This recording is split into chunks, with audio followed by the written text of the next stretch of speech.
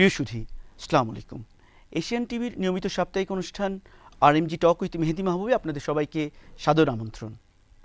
আমাদের আজকের পর্বে আলোচক হিসেবে উপস্থিত রয়েছেন বাংলাদেশ ট্রেড ইউনিয়ন সেন্টারের general secretary doctor Wajidul Islam Khan এবং Bangladesh knitwear manufacturers and exporters association BKME এর প্রাক্তন প্রথম সহসভাপতি mister Mohammad Hatem. Doctor Wajed, mister Hatem, আপনাদের দুজনকে আমাদের অনুষ্ঠানে স্বাগতম। অনুষ্ঠানের শুরুতেই আমরা বাংলাদেশের একটি স্বনামধন্য গার্মেন্টস ফ্যাক্টরির উপর একটি প্রতিবেদন দেখে আসি, তারপর আমরা গার্মেন্ট শিল্পের উপর আলোচনা শুরু করব।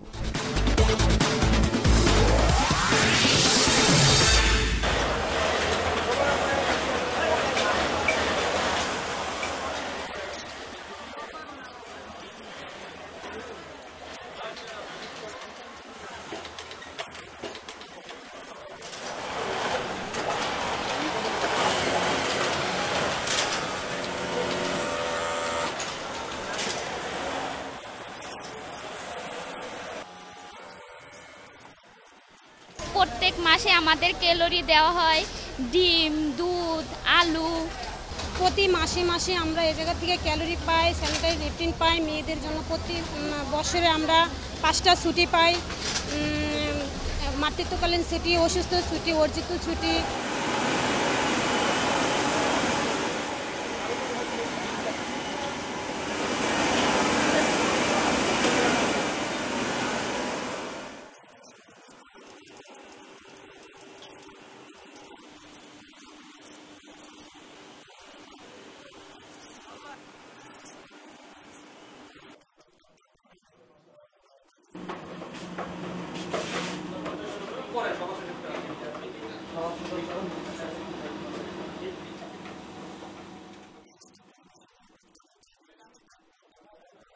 এখানে যারা এমপ্লয়িরা যারা আছেন, আমাদের এখানে যে আমাদের যে ফ্যামিলিয়ারটা যে আমরা একে অপরের পরিপূরক হিসেবে আমরা মূলত এখানে কাজ করে থাকি। উন্নত বিশ্বের সাথে যাতে আমাদের সমন্বয় করে কাজ করতে পারি, এরকম অনেক কিছুই ডেভেলপ হইতেছে। আস্তে আস্তে আরও ডেভেলপ হবে, আরও উন্নত মানের মেশিন টেশিন এগুলো আসতেছে। একসময় পাওয়া যেত না, এখন বর্তমানে আমরা যে অনেক শিক্ষিত লোক পাওয়া যাচ্ছে এবং আমরা শিক্ষিত লোকই নিচ্ছি। এখন আর কোনো অশিক্ষিত যা নেওয়া হচ্ছে না। মূলত যদি ভবিষ্যতে যদি শিক্ষিত লোক নেওয়া হয়, গার্মেন্টসটা অনেক ডেভেলপ হবে।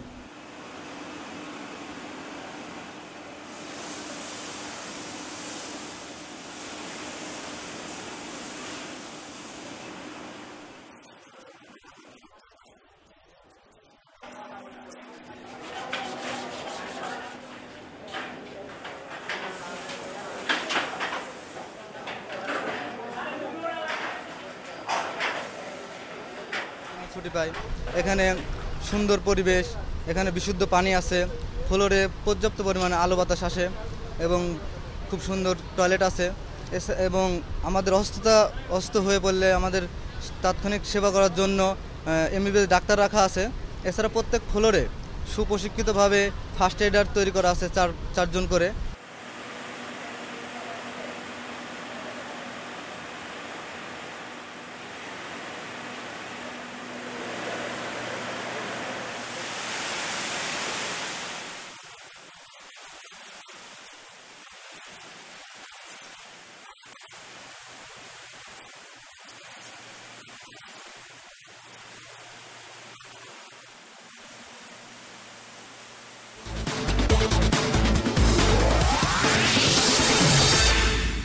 বাংলাদেশ তথা গার্মেন্টস বিশ্বের জন্য অত্যন্ত বেদনাদায়ক একটি দিন হচ্ছে 24শে এপ্রিল। রানা প্লাজার দ্বিতীয় বার্ষিকীতে রানা প্লাজায় হতাহত সমস্ত শ্রমিকদের আমরা বিনম্রভাবে স্মরণ করছি, আমরা তাদের আত্মার শান্তি কামনা করছি।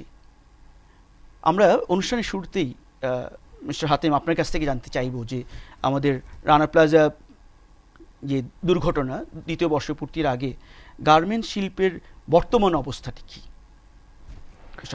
ধন্যবাদ মিস্টার মেহেদী মাহবুব। অবশ্যই বাংলাদেশের পোশাক শিল্পের ইতিহাসে এবং বিশ্বের পোশাক শিল্প জগতে এই 24শে এপ্রিল অত্যন্ত বেদনাদায়ক একটা দিন এবং সেই দিনের দ্বিতীয় বর্ষপূর্তি যে রানা প্লাজার ইনসিডেন্ট হয়ে গেল, তার পরবর্তী যে বাংলাদেশের গার্মেন্টস শিল্পের যে প্রেক্ষাপট, এটা বিশাল একটা বিষয় কিন্তু, মানে এই স্বল্প পরিসরে স্বল্প সময়ে বলা পুরোটা শেষ করা যাবে না। অবশ্যই, মানে বলতে গেলে এটা হয়তো কয়েক ঘন্টা অনবরত বলা যাবে যে এটার যে ইম্প্যাক্ট, এবং পরবর্তীতে এই রানা প্লাজা ইনসিডেন্টের কারণে বাংলাদেশের গার্মেন্টস শিল্পটাকে যে আরো অনেক মানে পরিকল্পিতভাবে এগিয়ে যাওয়ার একটা প্রতিবেদনও দেখেছি যে ফ্যাক্টরিগুলো এখন পরিকল্পিতভাবে এগিয়ে যাওয়ার একটা শুরু কিন্তু যাত্রা কিন্তু এই ইনসিডেন্টের পর থেকে হয়েছে, যেটা অপরিকল্পিত। আমরা আগেও বলেছি যে বাংলাদেশের পোশাক শিল্পটা গড়ে উঠেছিল অপরিকল্পিতভাবে, কিন্তু এই রানা প্লাজা ইনসিডেন্টটা বাংলাদেশের পোশাক শিল্পকে একটা টার্নিং পয়েন্ট হিসেবে কাজ করেছে, ওয়েক আপ কল আমরা বলি এটা, অফকোর্স। এবং আজকে মালিক বলেন, শ্রমিক বলেন, সরকার বলেন, মানে সবার মধ্যে কিন্তু একটা সচেতনতা সৃষ্টি হয়েছে যে যেন তেন করে একটা ইন্ডাস্ট্রি বা ফ্যাক্টরি, শুধু গার্মেন্টস নয়, এখন সবার মধ্যেই সব ইন্ডাস্ট্রি বা সব ফ্যাক্টরির ক্ষেত্রেই কিন্তু একটা সচেতনতা কিন্তু তৈরি হয়েছে এই ঘটনা, এই দুর্ঘটনার কারণে পর থেকে।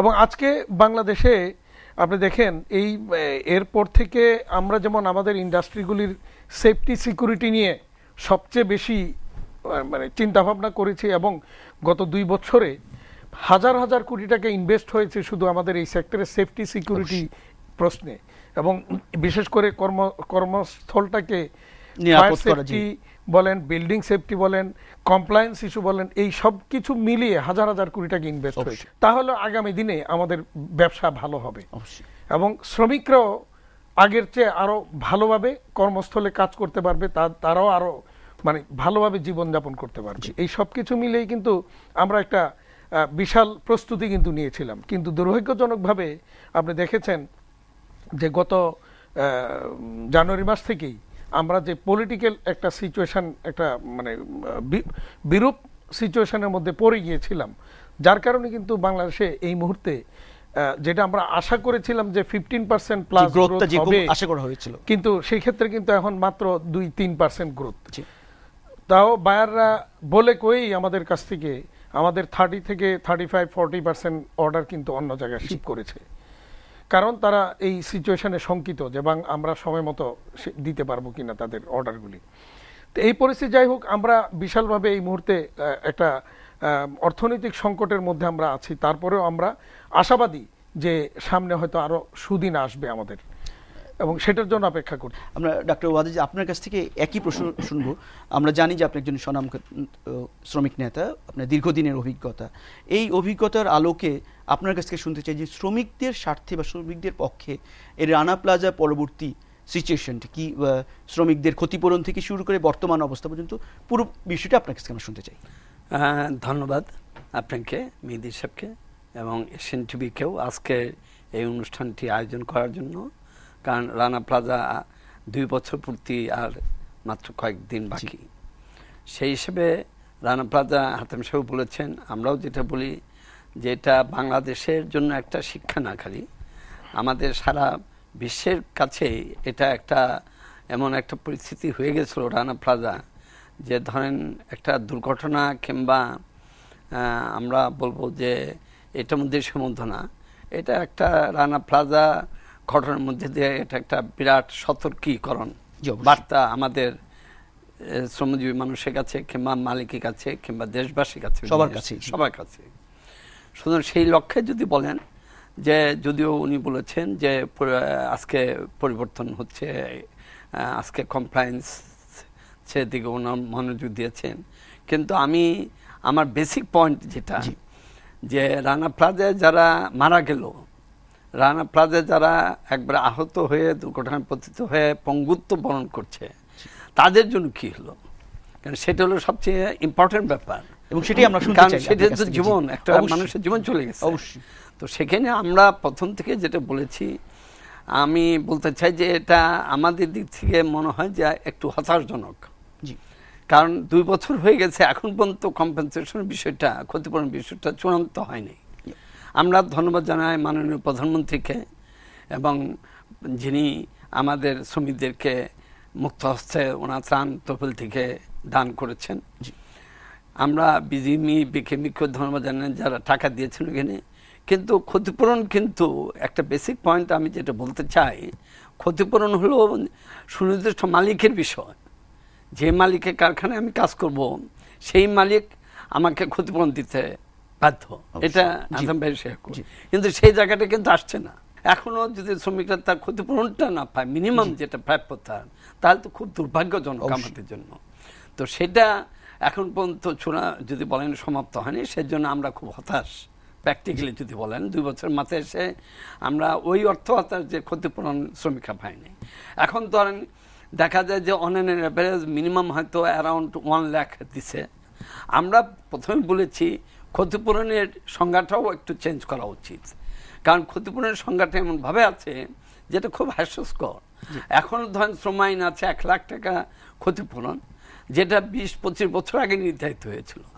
তো 20-25 বছর আগে নির্ধারিত ক্ষতিপূরণ আজকে কত মানে প্রতি বছর ইনফ্লেশন রেটে যে কত অনেক, এবং সেটাই যে আমাদের এই রানা প্লাজার যে যারা পতিত হয়েছে, দুর্ঘটনার পতিত হয়ে নিহত আহত হয়েছে, পঙ্গুত্ব বহন করছে, তাদের এই 1 লাখ থেকে আরম্ভ করে ইভেন 5-6 লাখ পর্যন্ত দিয়েছে, যদি একটা ব্র্যান্ড প্রাইম মার্ক তারা বেশি দিয়েছে। কিন্তু অন্যরা কিংবা ওই ট্রাস্টি ফান্ডের পক্ষ থেকে 5 লাখ পর্যন্ত ম্যাক্সিমাম দেওয়া হয়েছে। আমরা বলেছি ক্ষতিপূরণের সংজ্ঞাটা পাল্টানো উচিত। ক্ষতিপূরণ টাকার অঙ্ক দিয়ে একটা মানুষের জীবন পাওয়া যায় না, কোনোদিন পাওয়া যায় না। আমরা এই বিষয়ে এটা আমাদের টাকার অঙ্ক দিয়ে কোনোদিন আমাদের শ্রমিকের জীবন কেন কোনো মানুষের জীবন পাওয়া যায় না। সেই জন্য আমরা প্রথম থেকে বলেছি loss of year earning and pain and suffering ভিত্তিতে ক্ষতিপূরণটা নির্ধারিত হবে। এই বিষয়টা নিয়ে আমরা বিস্তারিত আলোচনা করব। একটা বিরতিতে আমাদের যেতেই হবে এখন, তারপর আমরা আবার এই বিষয় নিয়ে আলোচনা করব। ধন্যবাদ। প্রিয় দর্শক, আমরা একটা ছোট্ট বিরতিতে যাচ্ছি, আমাদের সঙ্গে থাকুন প্লিজ।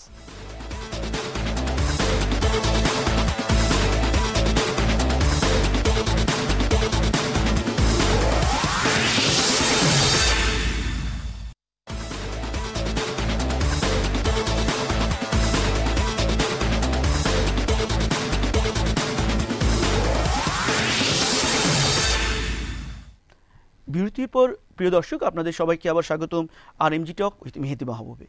আমরা আলোচনার এই পর্যায়ে একজন সফল উদ্যোক্তার কাছ থেকে শুনে আসছি গার্মেন্ট শিল্পের সমস্যা এবং সম্ভাবনার বিষয়।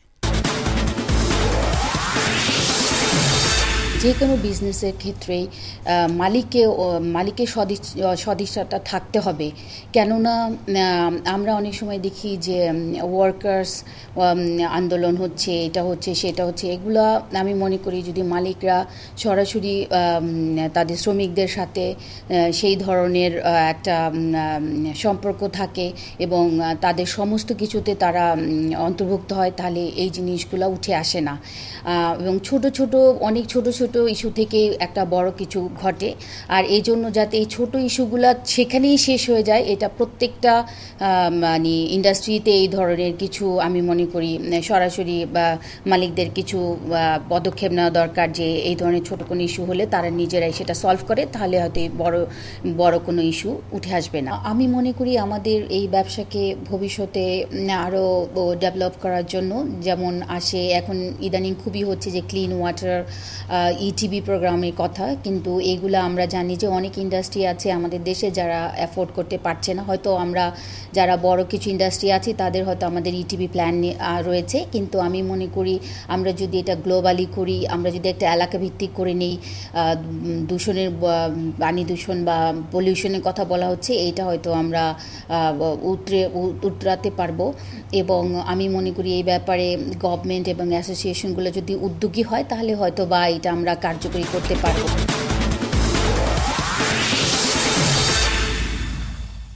মিস্টার হাতেম, ডক্টর ওয়াজিদ বলছিলেন কিছু বিষয়, এবং আমি জানি যে আপনি এই বিষয়ে কিছু বলতে চান। আমি এই বিষয়টা ওনার সাথে একটু সাপ্লিমেন্ট করতে চাই, যে আসলে উনিও বলেছেন যেটা, যে ক্ষতিপূরণ আসলে কোনো মানুষের মৃত্যুর ওই ক্ষতিপূরণ হয় না অবশ্যই, কিন্তু তারপরেও তার ফ্যামিলির ডিপেন্ডেন্ট যারা, তাদের মানে চলার জন্য মিনিমাম কিছুটা যেটা আর্থিক সহায়তা সেটা হওয়া উচিত। তো এই পর্যন্ত আমি যতটুকু জানি যে হাইকোর্টের নির্দেশে যে একটা কমিটি গঠন করা হয়েছিল যে ক্ষতিপূরণ নির্ণয়ের জন্য, তারা একটা নির্ধারণ করেছিলেন $30 মিলিয়ন মতো। তার মধ্যে আমি নিজে প্রাইমার্কের কাজ করি, তাদের সাথে আমি সেভারাল টাইম এই বিষয়টা নিয়ে মিটিং করেছি, কথা বলেছি, এবং তারা ইতিমধ্যে প্রাইমার্ক সর্বোচ্চ টাকা কন্ট্রিবিউট করেছে এখানে $14 মিলিয়ন। আর অন্যান্য ব্র্যান্ডগুলো মিলে আরো $9 মিলিয়ন, টোটাল 14 আর 9 প্রায় আপনার $23 মিলিয়ন। এর বাইরেও এর মধ্যে প্রাইমার্ক যেটা করেছে 3600 শ্রমিকের প্রত্যেককে মিনিমাম $95,000 করে প্রত্যেককে দিয়েছে। আর এরপরেও তারা তাদের যে তাদের যে ফ্যাক্টরিতে, ওখানে 3টা না 4টা ফ্যাক্টরির মধ্যে একটাতে তাদের কাজ ছিল, সেই ফ্যাক্টরিটা 668 জন শ্রমিক ছিল, এবং তাদের প্রত্যেককে 5 মাসের, যদিও এটা ক্ষতিপূরণ না, বাট প্রাইমার্ক সেটা কন্ট্রিবিউট করেছে, সেখানে 5 মাসের বেতন তাদেরকে দিয়েছে। বিকিমি আপনি জানেন যে বিকিমি আমরা একদিন পরেই আমরা বিকিমির ফান্ড থেকেও $1 কোটি দিয়েছিলাম বিজেমির কাছে, এবং সেই বিজেমি সেইগুলি মিলিয়ে বিভিন্ন মালিকদের কাছ থেকে এই টাকা পয়সা নিয়ে $14,40,00,000 3 মাসের বেতন তাদেরকে দিয়েছে, সেখানে ইনক্লুডিং ওভারটাইম, যদিও ওভারটাইম হয় না, বাট একটা মিনিমাম ওভারটাইম হিসাব ধরে কত পেতে পারতো ওই হিসাবে তাদেরকে দেওয়া হয়েছে। এরপরে সরকার বিভিন্ন সময় যে টাকা পয়সা দিয়েছে সেটাও একটা হিসাব আমার মনে হয় জানা দরকার। সেখানে আমি যেটা আজকেও শ্রম সচিবের সাথে বিষয়টা নিয়ে কথা বলেছি, তিনি আমাদের জানিয়েছেন যে 976 জনকে 1 থেকে 5 লক্ষ টাকা, তাদের যেরকম আহত হয়েছে তাদের আহতের ধরন অনুযায়ী চিকিৎসার জন্য 1 থেকে 5 লক্ষ টাকা 976 জনকে দিয়েছে সরকার। আবার 38 জনকে দিয়েছে 10 থেকে 15 লক্ষ টাকা যাদের অঙ্গহানি হয়েছে। আর মৃত যেমন ইনস্ট্যান্টলি ওই দিনই যখন মৃত ব্যক্তি তখন 25,000 টাকা করে দাফনের জন্য সরকারের পক্ষ থেকে দেওয়া হয়েছে। 200 জন প্লাস যাদের কোনো পাচ্ছিল না, পরিচয় পাচ্ছিল না, তাদের ডিএনএ টেস্টের জন্য সরকার এখানে 50 লক্ষ টাকা ব্যয় করেছে। এরপরেও আবার আপনার যেটা এই 30 মিলিয়নের মধ্যে যে হিসাবটা আমরা পেয়েছি, যে অলমোস্ট $23 থেকে $24 মিলিয়ন দেওয়া হয়েছে, বাকি টাকাটাও হয়তো দেওয়ার প্রক্রিয়া রয়েছে। ওয়াজেদ বলছিলেন যে সমস্ত শ্রমিকরা এখনো ক্ষতিপূরণ পায়নি। এখন সমস্ত শ্রমিক বলতে এখন অনেক শ্রমিক তাদের যে লোক উত্তরাধিকার তাদেরকে খুঁজে পাওয়া যায় নাই, যাদেরকে সমস্যা হচ্ছে, হ্যাঁ খুঁজে পেতে সমস্যা হচ্ছে। এখন যে কেউ আসলেই তো ওইভাবে দিয়ে দেওয়া যায় না, যেটা ইতিমধ্যে প্রসেসের মধ্যে আছে। যদি কেউ ওইভাবে পারফেক্টলি তাদের উত্তরাধিকার প্রমাণ করতে পারে তাহলে তারা পাবে, এবং এই প্রক্রিয়াটা কিন্তু এখনো চলমান। সরকার কিন্তু এটাকে বন্ধ করে না, বা ব্র্যান্ডও কিন্তু এটা বন্ধ করে দেয়নি। তো এই জায়গায় আরেকটা জিনিস উনি যেটা বলেছেন যে ক্ষতিপূরণের যে 1 লক্ষ টাকা করে যেটা দেওয়ার বিধান রয়েছে শ্রম আইনে, আসলে এটা 1 লক্ষ ছিল না, এটা এর আগে ছিল 25,000 টাকা করে দেওয়ার। এবং এটা আমরা বিজিএমই এটাকে পরবর্তীতে 1 লক্ষ টাকা করে একটা গ্রুপ ইন্স্যুরেন্সের মাধ্যমে ক্ষতিপূরণ দেওয়ার ব্যবস্থা করেছিলাম, কিন্তু 2013 এপ্রিল থেকে এটাকে কিন্তু আমরা বিকেমি উদ্যোগ নিয়ে আবার এটাকে 2 লক্ষ টাকা উন্নীত করেছি। বর্তমানে এটা আবার আমরা একটা আলোচনা চলছে ইন্স্যুরেন্স কোম্পানির সাথে এবং সরকার সহ, এটা মূলত শ্রম সচিব এটা নেতৃত্ব দিচ্ছেন, তিনি সহ আমরা বসেছি কয়েকবার যে এই ক্ষতিপূরণটা আমরা আরো বাড়িয়ে কত করা যায় এবং প্রত্যেকটা শ্রমিককে কিভাবে ইন্স্যুরেন্সের আওতায় আনা যায়। এটা কিন্তু আমরা অত্যন্ত গুরুত্বপূর্ণ বিষয়, এবং এটা আমাদের পক্ষ থেকে আমরা আশা করি যে এখানে আপনার সাকসেস আসবে। আমি ডাক্তার ওয়াজেদের কাছে অন্য একটি বিষয় জানতে চাই, আমাদের সময় স্বল্পতার জন্য এখানে ওয়াজেদ ভাই মালিকের কাছ থেকে যে ক্ষতিপূরণের কথা বলেছেন, আমার মনে হয় এখানে রানা প্লাজার যে মালিক, তার বিরুদ্ধে আদালতে গিয়ে তার ওখান থেকে একটা নিয়ে তার ওই জায়গা বিক্রি করে সেখানে আমার মনে হয় একটা কিছু আমরা আশা করছি যে সরকারি মালিকরা যারা ছিল গার্মেন্টস মালিক, তারা তো এরপর থেকে সবাই জেলি, তার ফ্যাক্টরি বন্ধ, তার তো আর দেওয়ার ক্ষমতা নাই। বাট এটা নিয়ে আইনি প্রক্রিয়ার মধ্যে রয়েছে, আমি আশা করি যে এখানে ভালো একটি রেজাল্ট আসবে। ডাক্তার ওয়াজেদ, অন্য একটি বিষয় যে রানা প্লাজার পরবর্তীতে অনেক ধরনের চ্যালেঞ্জ এসছে, এবং এটা আমরা বলছি শ্রমিকদের জন্য করণীয় কি? আমরা শ্রম অসন্তোষ উত্তর একটি সুন্দর পরিস্থিতি এখন কম বেশি একটি সময় যাচ্ছে, এই পরিস্থিতিকে আরো সুন্দর করে বাড়ানো কন্টিনিউ করার জন্য আপনার সাজেশন আমরা শুনতে চাই। ধন্যবাদ। আসলে আমি আগেও বলেছি, যদিও হাসান সাহেব বললেন ওটা ক্ষতিপূরণের বিষয়টা, that is a very important point, যে ক্ষতিপূরণের সংজ্ঞা ওই টাকা অঙ্কের বিনিময় হওয়া উচিত না। উনি যদি বললেন যে প্রথমে বললেন যে হওয়া উচিত না, কিন্তু পরে কিন্তু যে বললেন যে এটা আসতেই হবে, কারণ অর্থনৈতিকভাবেই তো আমাদের দিতে হবে। কিন্তু আমাদের মনে হয় যে আমি এখন মনে করি যে টাকা বিনিময় না করে সংজ্ঞার পরিবর্তন করে ওই ধারাতে যাওয়া উচিত, যদি রিয়েলি আপনি ক্ষতিপূরণ দিতে চান। তো এখানে দেখা যায় যে ভীষণ একটা বাধা। আমি ওনাদের মতো মালিক, আমাদের নিশ্চয়ই pride of the country, industry and country, কিন্তু there are many other মালিক। আমি একটা ইউনিয়ন প্রত্যক্ষভাবে কয়েক মাস 3-4 মাস আগে মুভ করছিলাম। আমি রিকোয়েস্টও করেছিলাম মাননীয় সচিব এবং অন্যদের কাছে যে একটু বলে দিন যে যাতে কোনো রকম ভেজাল না হয়। কিন্তু এটা আমি নাম বলবো না, কিন্তু 2 জন মন্ত্রী 3 জন এমপি এটা বিরোধিতা করেছে। তাহলে আপনি বলেন কিভাবে ট্রেড ইউনিয়নটা বিকশিত হবে? এখন ট্রেড ইউনিয়ন যদি শুদ্ধ ধারা ট্রেড ইউনিয়ন কিংবা ট্রেড ইউনিয়ন যদি বিকশিত না হয়, তাহলে কিন্তু এই অসন্তোষ থেকেই যাবে।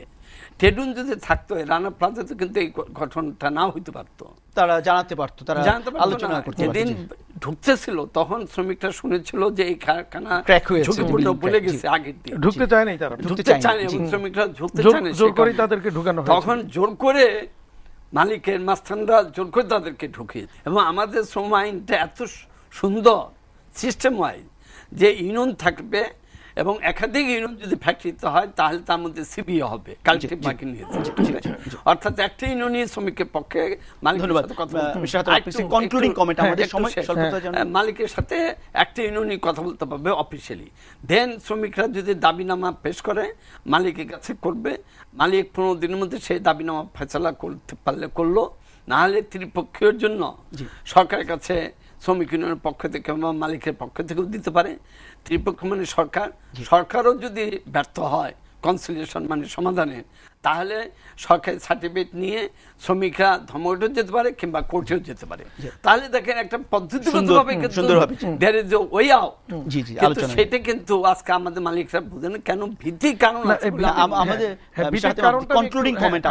কারণটা একটু বলি, কারণ হচ্ছে যে এখনো শ্রম আইন সম্পর্কে শ্রমিক এবং মালিক কেউই কিন্তু অবহিত নয়, এবং শ্রম আইন সম্পর্কে তারা সচেতনতা বৃদ্ধি যতক্ষণ না পর্যন্ত হবে ততক্ষণ পর্যন্ত আসলে মালিকরাও এই ট্রেড ইউনিয়নের নামটা শুনলেই শঙ্কিত হয়, কারণ বাংলাদেশের প্রেক্ষাপটে অভিজ্ঞতা রয়েছে।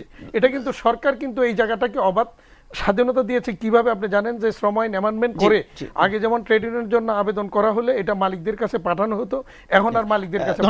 আমাদের অনুষ্ঠান সুতরাং আমি মিস্টার ডক্টর ওয়াজেদকে 30 সেকেন্ড সময়ের মধ্যে আপনাকে কনক্লুডিং কমেন্ট করার জন্য এই বিষয়ে প্লিজ।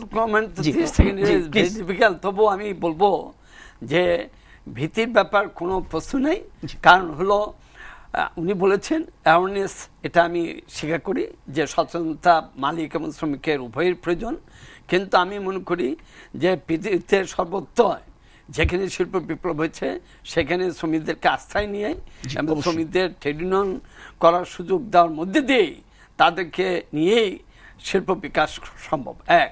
দ্বিতীয় হলো যে আমি যে পয়েন্টটা একটু শেষ করে মানে বলে শেষ করব, যে আজকে যদি শুধু অ্যাওয়ারনেস এমনি এমনি হয় না, অ্যাওয়ারনেস নিশ্চয়ই এডুকেশন, পার্ট অফ এডুকেশন, কিন্তু আমি মনে করি প্র্যাকটিসের মধ্যে দেওয়া, অর্থাৎ আপনি কাজের মাধ্যমে এটা বাস্তবে এটা ডেভেলপ। ধন্যবাদ ডক্টর ওয়াজেদ। এবং আমাদের দেশেও পাকিস্তান আমলে যে ট্রেড ইউনিয়নের যে ভূমিকা ছিল সেটা কিন্তু অ্যাওয়ারনেসের মাধ্যমে হয়নি, সেটা বাস্তবতার মধ্যে দিয়ে প্র্যাকটিসের মধ্যে দিয়ে ডেভেলপ করেছে। এই ধন্যবাদ ডক্টর ওয়াজেদ, মিস্টার হাতেম এই অনুষ্ঠানে অংশগ্রহণ ধন্যবাদ। এবং প্রিয় দর্শক, আমরা অনুষ্ঠান শেষ করব। আমরা কথা শুনছিলাম যে শ্রমিকদের ব্যাপারে।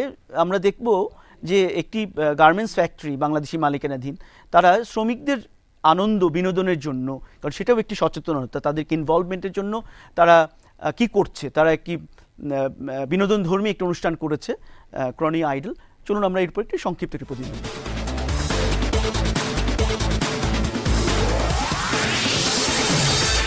খাঁচা